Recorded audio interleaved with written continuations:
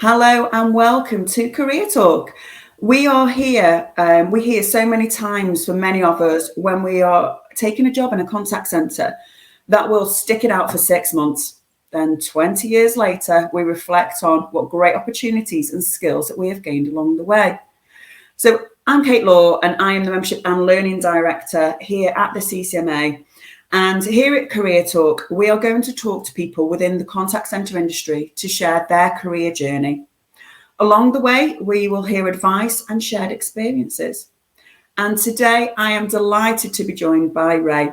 So Ray and I met a few years ago where he and his team were helping me and my team with our outsourcing requirements. And since then, his career has progressed further. So I wanted to invite Ray to join me today to chat about his journey. So, hi, Ray. So your current role? Say again, sorry. So your current role is Chief Commercial Officer at CareerTalk Group. So let's start there.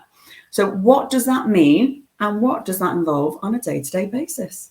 Yeah, thanks, Kate. I guess I have responsibility for CareerTalk's continued growth in the CX-focused BPO industry.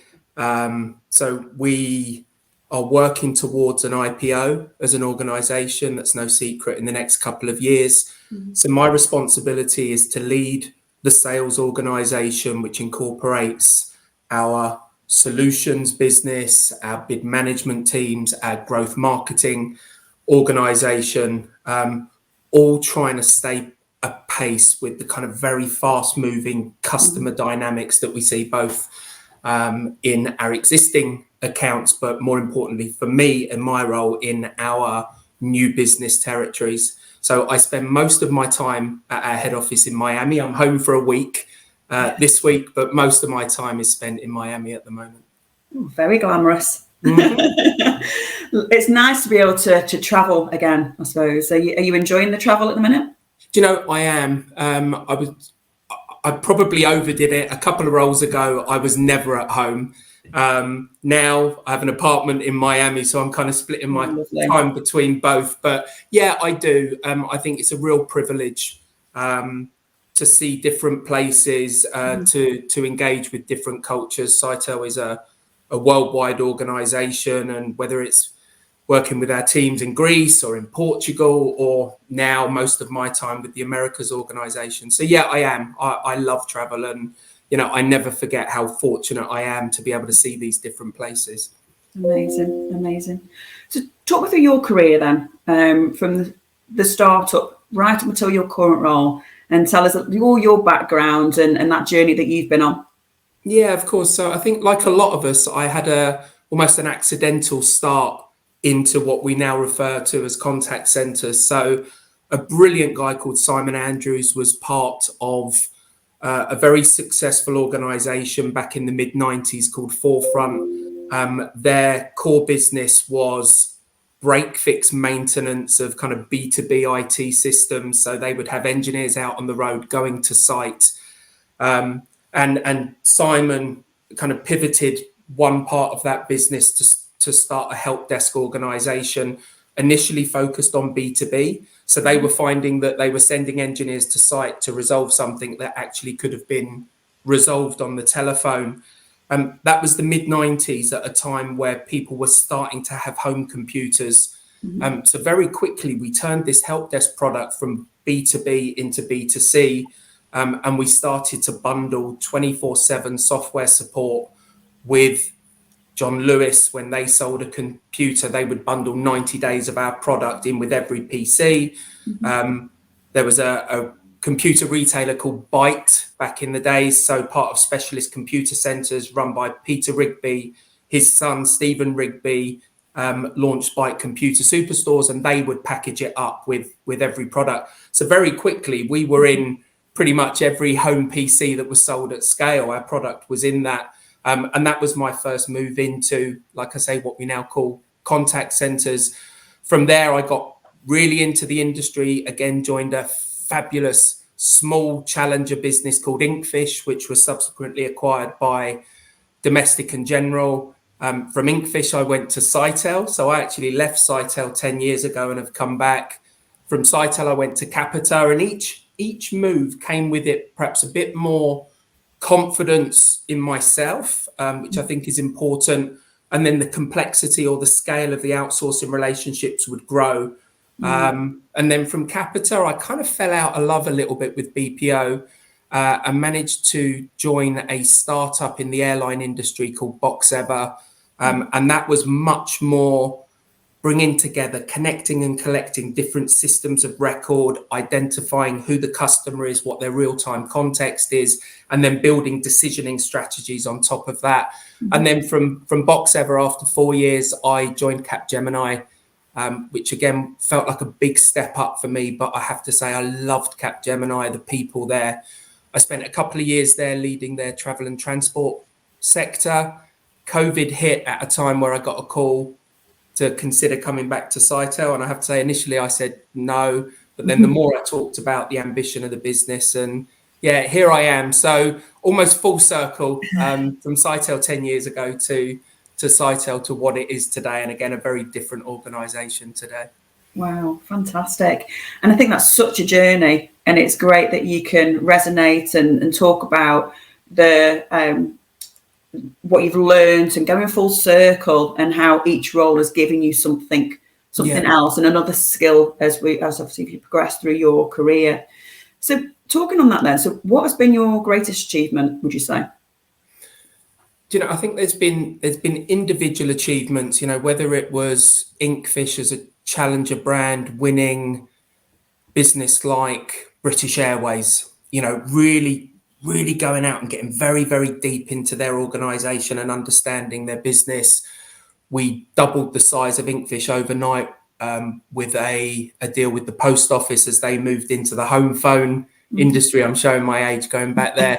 I think if I was to look at my entire career, I think making Capgemini work, you know, I was never sure that I was the kind of profile of person that would succeed at Capgemini.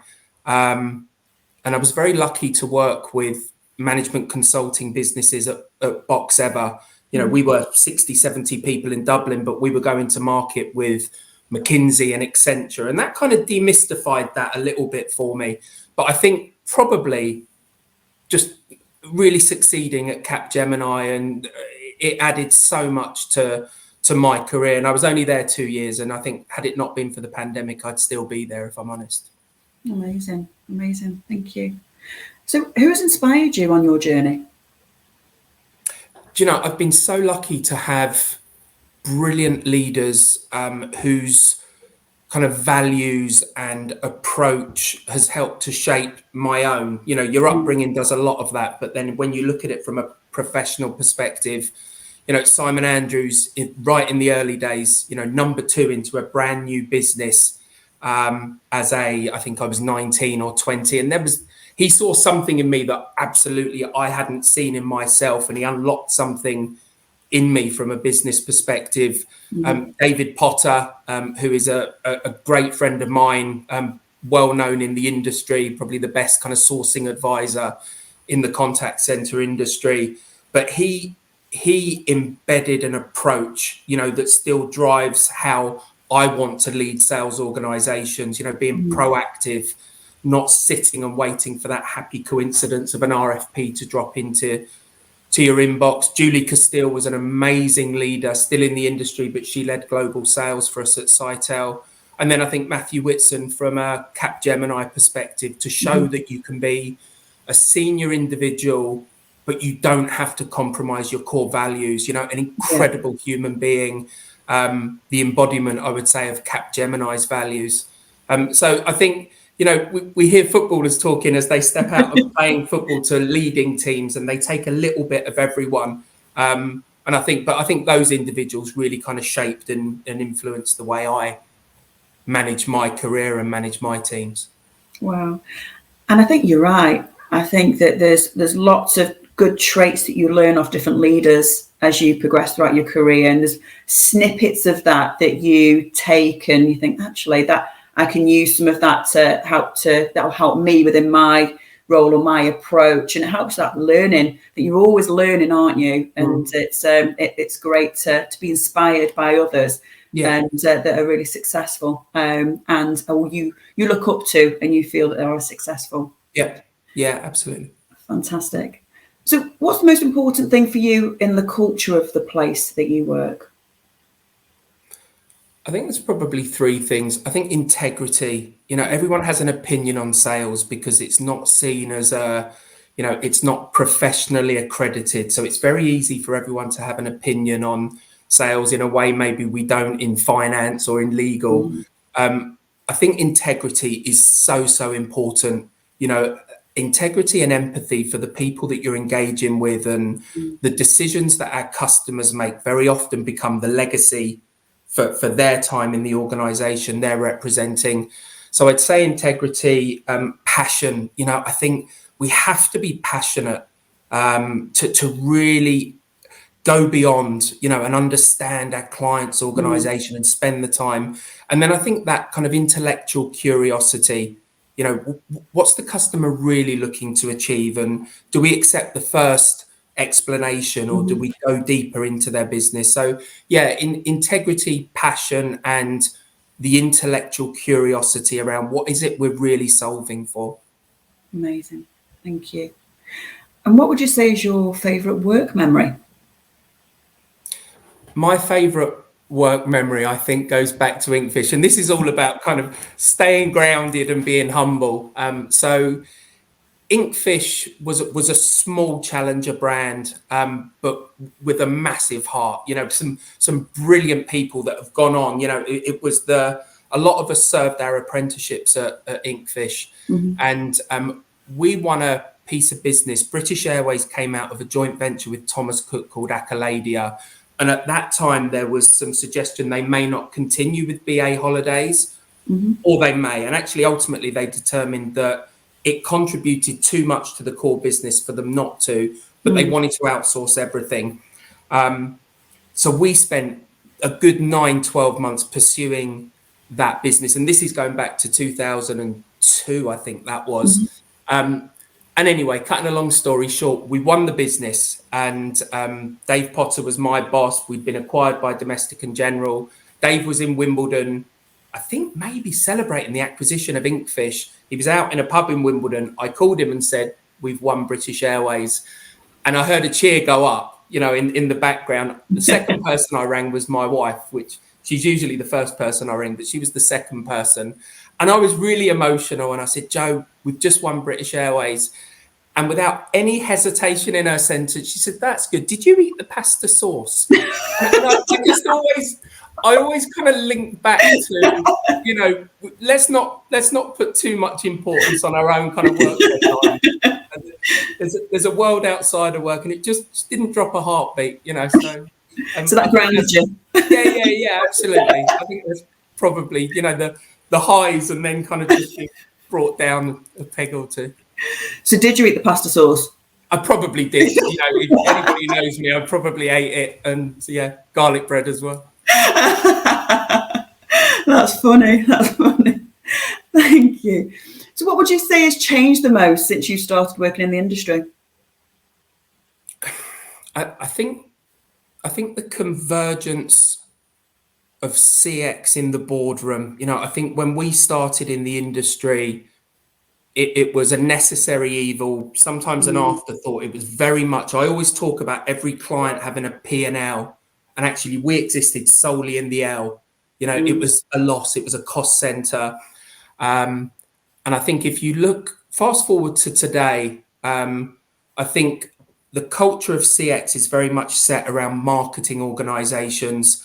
As we see cookie pools diminish and DMPs diminish, and marketing organizations now trying to use their own proprietary data, their first party data, to acquire one-to-one relationships, all the intelligence that's coded into that.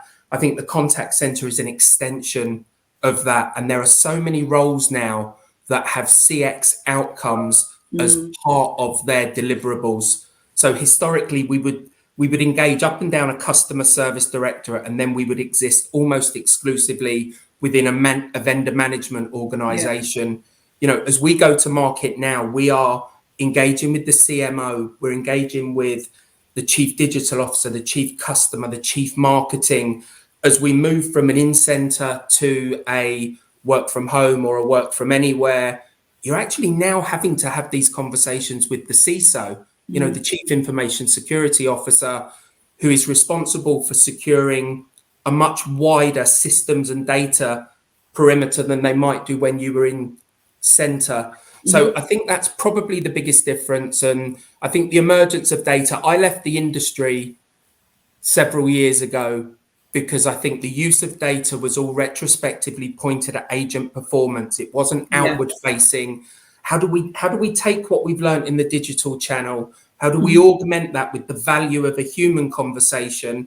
And actually, how do we then make that insight, maybe in an A/B test, available to the decision models to determine the next best action almost in real time or near real time when someone steps back out of the contact center into the app or onto the website? How do we maintain that flow of context? So I think convergence in the boardroom around CX, and then the ability to collect, connect, and activate data all the way through as people move from digital to analog to digital again, maintaining that flow of context, for me is the biggest change that I've seen.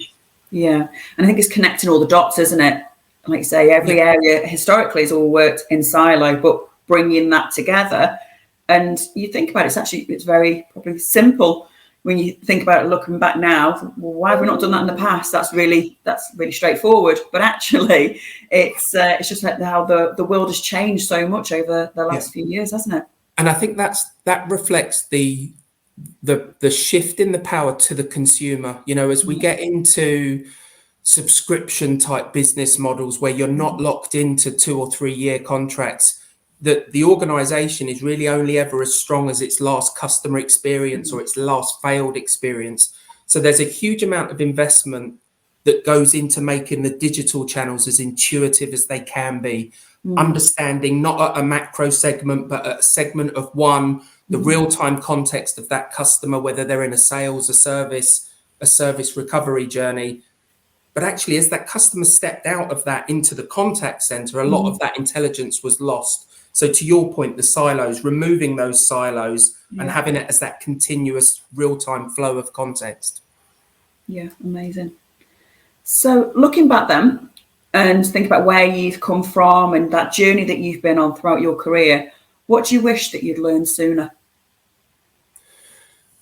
I think it's difficult to fast track experience. When you're doing things for the first time, and it might be you're engaging with someone in a very senior role and you'll have all of those nerves and the sleepless night the night before. I actually think the fact that nerves are good, embrace. I always say I've got 3 girls, and I always say to my kids, whether it's a job interview or an exam, embrace the nerves. Nerves are good. A life without nerves is a life lived within a comfort zone. So I wish I'd learned it earlier, that nerves are okay, not to let nerves get the better of you, embrace it. And of course, as we get more experienced and we're doing things not for the first time, we become more comfortable, our comfort zones expand. But, if I was giving advice to my younger self, I would say, really push your comfort zone, get out of your comfort zone as frequently as you can. Yeah, we're creatures of habits though, aren't we? And we don't like change, and we don't like pushing ourselves out of that comfort zone. So no, and I think you've got to, in the here and now and in the moment, being out of your comfort zone isn't necessarily comfortable by definition, and you have to almost go through that learning zone, the fear zone, to arrive at a new comfort zone, and that can be difficult. And not everybody is great with change, and I think some people choose to kind of stay because they're too nervous to confront that. But I would say, what's the worst that can happen? Just embrace it and drive hard at it and see where you can go on your own personal journey. Yeah, absolutely. So I know at the moment you are traveling quite a lot between here and Miami, but you have and do spend a lot of time still working remotely. So what would you say is your best remote home working tip?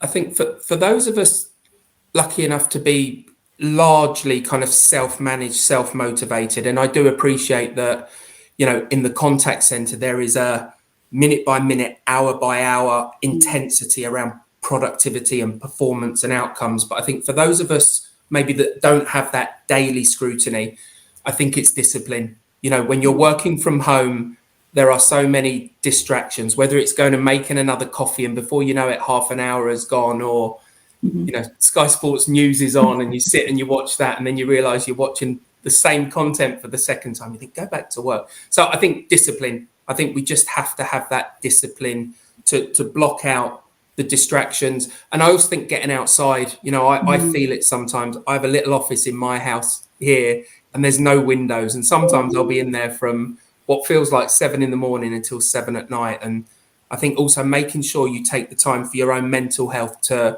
get outside, go for a walk. So discipline and having the appropriate time kind of away from your desk is also important.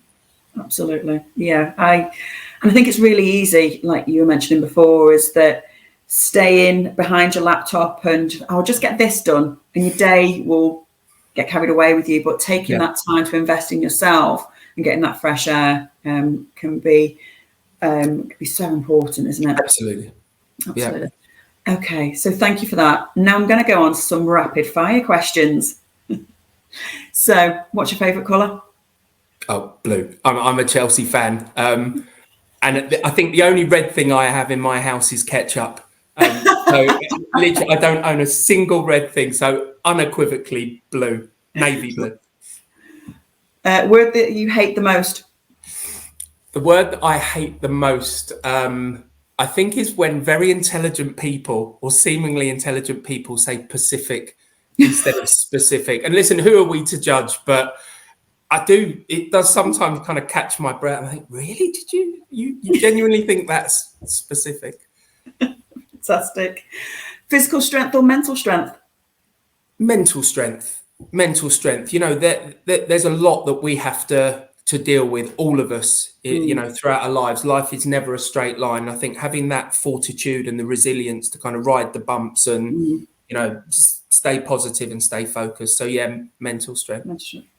A night in or a night out?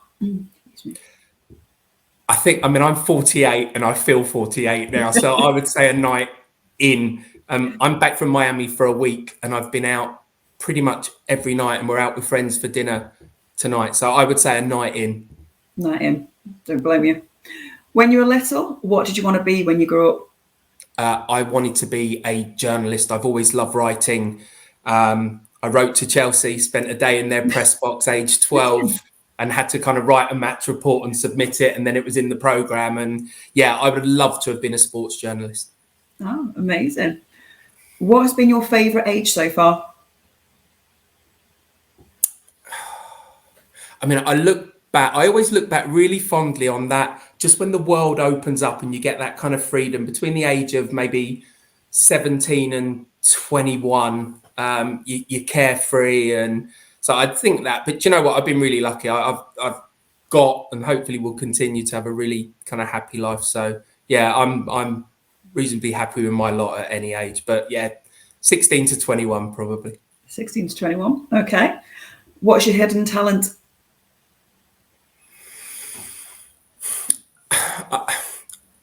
I think I have real empathy for people, and whether that's a hidden talent or not. And I would say sometimes I'm empathetic to a fault. You know, I really do like to see the good in people, and maybe not everybody's intentions are wholesome, and, you know, people may have an agenda, but yeah, I would never want to not be like that. So if it isn't too self-serving, I would say empathy. Lovely. And what's your favourite way to keep fit? My favourite way to keep fit is to not drink during the week. So I'm on my own in an apartment in Miami. And even if I do go out for dinner during the week, I don't drink, you know, and then of course Friday and Saturday arrives and I do. But yeah, my evenings, because I come out of work 6, 7 o'clock, and Joe and the girls, it will be midnight in the UK. So there's no one to talk to in the evening really. So I will do a short walk back to my apartment. I'll go to the gym every day, but only really to try and keep the weight down. I've no aspiration to kind of bulk up. So yeah, gym every night and then no drinking during the week. Love it. And I think you're probably not alone there. I think a lot of people have that same kind of way, of favourite way to keep fit. That's for sure. And it's Friday, Kate, so we'll both have a glass of wine, I'm sure. Tonight. Absolutely. It definitely is. It is Friday. So we will have a glass of wine. Ray, it's been an absolute pleasure having you join me for Career Talk today. Before I let you go, let's finish on a great piece of advice. For anyone working in a contact centre and looking to develop their career, what advice would you give? I think be passionate, be curious. It's an incredible role, and we understand it. From a recruiting perspective, labour market dynamics are tough. We have to respect the role that the frontline agent does. I personally believe we have to put technology, those low value, low complexity, very repeatable processes. Technology can do that. So we have to respect the knowledge and the intensity of the role that the contact center agent has. And I would just say, be curious, really embrace the problem. If a customer has to pick up the telephone, often because every other avenue to resolution has been exhausted, let's really kind of build that relationship between the brand. So be curious, be passionate about your subject, and just take pride in your performance. Love it. Thank you so much, Ray.